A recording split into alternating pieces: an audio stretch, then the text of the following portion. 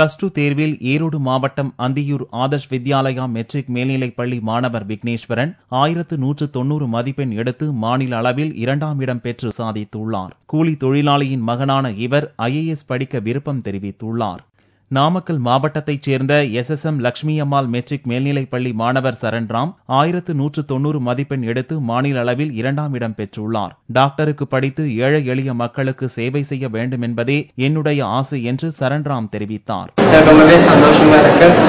காரணம் எங்க அப்பா அம்மா தான் முதல்ல சொல்லுவோம். கடவுளுக்கு ரொம்ப நன்றி சொல்லுவோம்.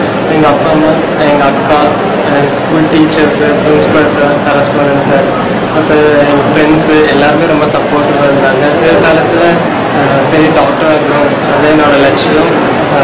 அதுக்காக நெக்ஸ்ட் சிறந்த டாக்டர் ஆகி நிறைய மக்களுக்கு சிகிச்சை செய்து எல்லாருக்கும் சேவை செய்யணும். குடும்பத்தினரின் ஒத்துழைப்பு, பள்ளி நிர்வாகத்தின் அக்கறை, நண்பர்களின் உறுதுணை இந்த வெற்றிக்கு சாத்தியமானது.